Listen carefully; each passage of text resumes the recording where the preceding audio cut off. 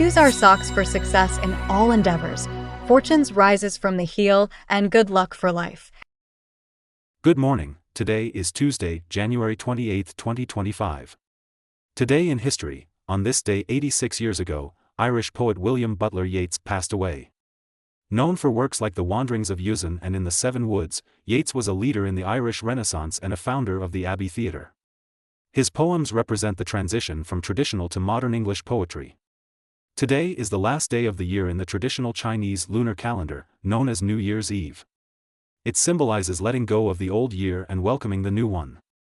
Wanderers return home to reunite with their families, share a reunion dinner, and bid farewell to the old year. Welcome to today's Ching Chow Morning News. Let's start with political updates.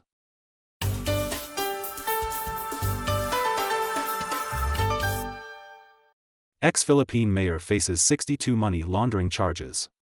Comprehensive news from Manila. The Philippine Department of Justice is preparing to file 62 new money laundering charges against former Mayor Alice Guo, involving billions of pesos. The indictment accuses her of being involved in online casinos, online fraud, and human trafficking, claiming she was the chief architect of criminal activities at an offshore gaming center in Bamban City, Tarlac Province. Since President Marcos Jr. announced a ban on offshore gaming operators in July last year, 80% of the 400 online gaming companies have closed, though some have shifted to smaller operations. Philippine law enforcement continues to take action, having dismantled an online casino and fraud center in Bamban City last March, where Alice Guo was linked to the location's registration.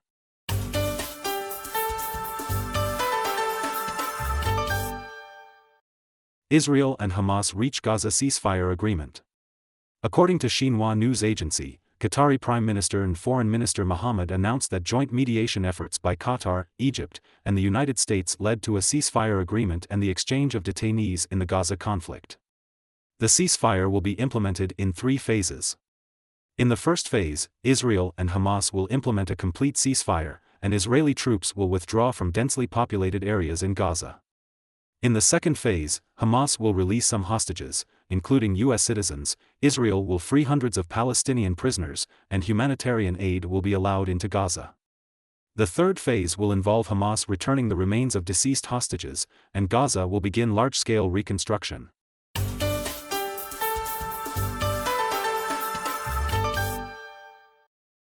Japan's 40-year bond yield hits highest since launch.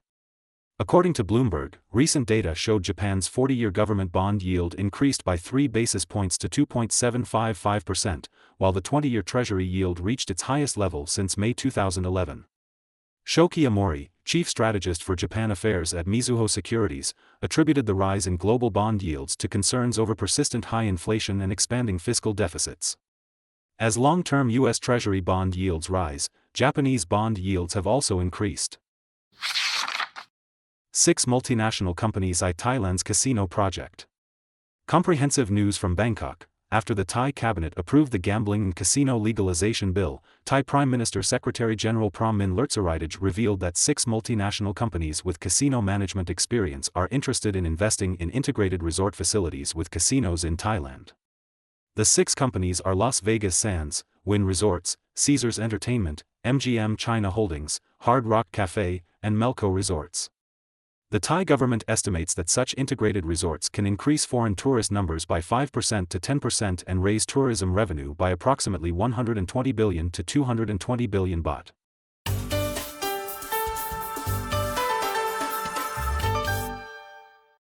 South Africa launches crackdown on illegal mining activities.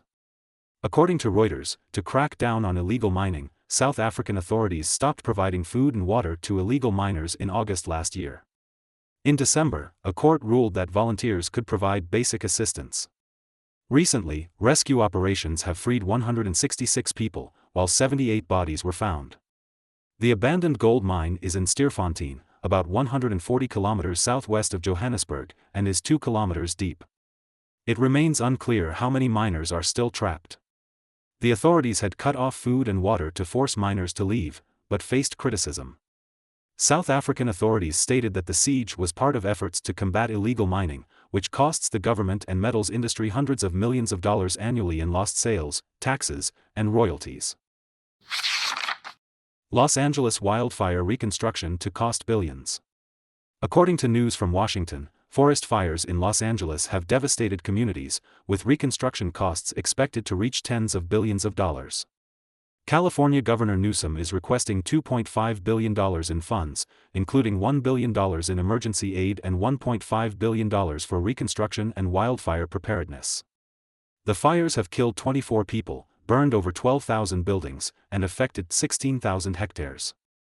Over 90,000 people are displaced, and 180,000 others have been evacuated. Goldman Sachs analysts estimate insured losses between $10 billion and $30 billion, with uninsured losses potentially reaching $40 billion.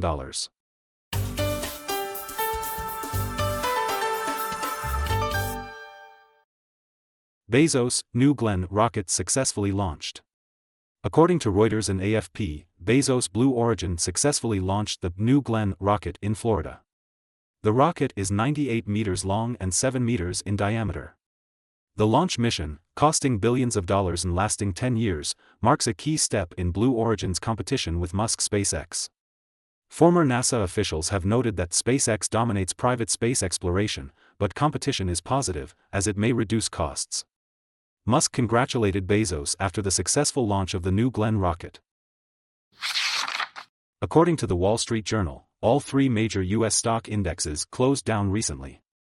The Dow Jones Industrial Average fell 0.16%, the S&P 500 index dropped 0.21%, and the Nasdaq Composite declined 0.89%. That's all for today's Ching Chow Morning News. Thanks for watching. Join us at the same time tomorrow.